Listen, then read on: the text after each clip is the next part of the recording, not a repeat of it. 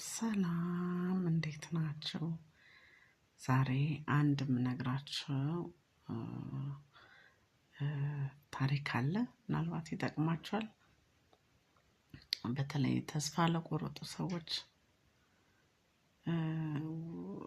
አንድ ወታደር ከጓዶቹ ጋር ሆኖ ጦር ሜዳ ይሄዳል። በዛ ጦር ሜዳ ላይ ከጓዶቹ ጋር ሆኖ ሲዋጋ ግማሹ በጥይት ግማሹ በቦምብ ህይወታቸው ይሰዋል።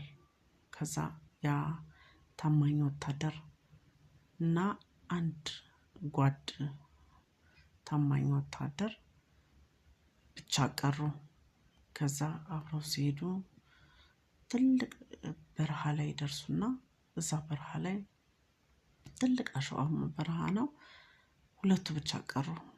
ከዛ አንደኛው ጓደኛው ከፊት እየሄደ እንዳጋጣሚ ቦምቡን ይረግጠዋል።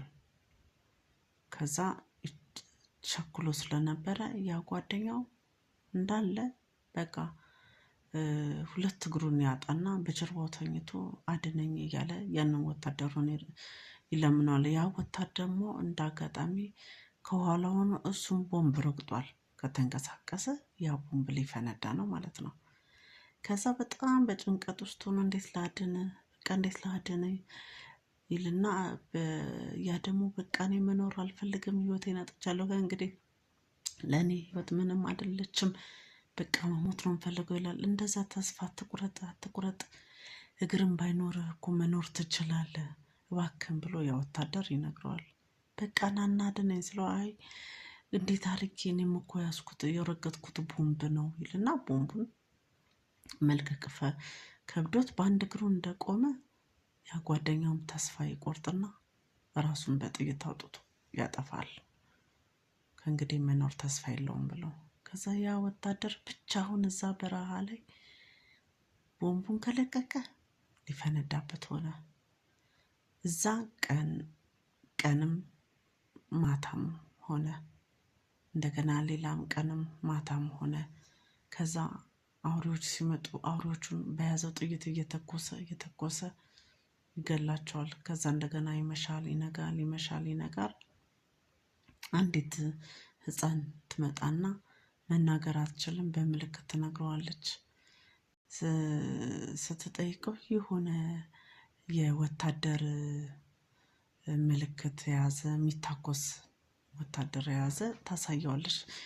ከዛ አልተግባቡም፣ ጥላው ሮጣ ትሄዳለች። ሌላ ደግሞ የድሮ ወታደር የሆነ ይመጣና ምክር ይመክረዋል። እሱ ግን ቦምቡን መልቀቅ አልፈለገም። የረገጠውን ነገር መክሮት በቃ ጥሎት እሱም ይሄዳል።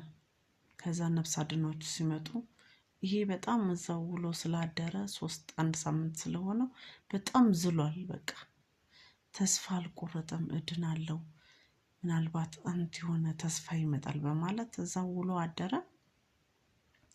በመጨረሻ ነፍስ አድኖቹም ሲመጡ እዚህ ጋር ነኝ ያለሁት ይላል። በራዲዮ እዚህ ነኝ ያለሁት ይላል። ግን ምንም የሚታየን ነገር የለም። ቀና በል ቁም ሲሉት እንዴት ብሎ ይቁም? በቃ አንደኛ አልበላም አልጠጣም፣ ደክሞታል። መቆም ስላልቻለ እነሱም ስላላዩት ነፍስ አድኖቹ ተመልሰው ይሄዳሉ። ከዛ በቃ ያ ወታደር እንደዛ ብሎ እንደዛ ጥሮ በመጨረሻ ላይ አካሉም ዛለ፣ የበላውም የጠጣውም ነገር የለም። በመጨረሻ ራሱን ስቶ ሊወድቅ አለ። እንደገና ይመጣል፣ የሆነ ሰው ይመክረዋል። በቃ ከአቅሙ በላይ ሆነ። በመጨረሻ ላይ ጸለየና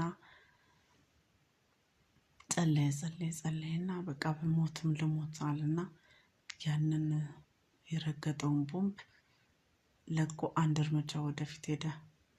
በሚያስገርም ሁኔታ ግን ቦምቡ አልፈነዳም። ደነገጠ።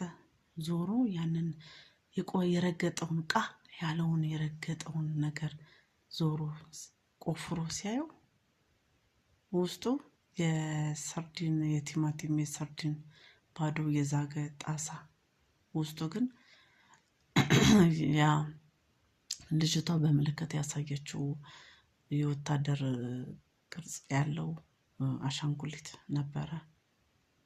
በቃ የደስታውን በአለቀሰ ለእግዚአብሔርም ጸለየ፣ አመሰገነ። አያችሁ ሰዎች፣ በሰው ህይወት ላይ መኖር ከባድ ናት። ህይወት በሁለት ነገር የተሞላች ናት። እድልና ተስፋ። እድልና ተስፋ። ይህ ነገር ካለ፣ ተስፋ ለመቁረጥ ካለ እግዚአብሔር በሆነ ነገር መጥቶ ህይወታችንን ይታደገናል፣ ያድነናል። ይህ ምክር የሚጠቅማችሁ ይመስለኛል። አመሰግናለሁ። ቻው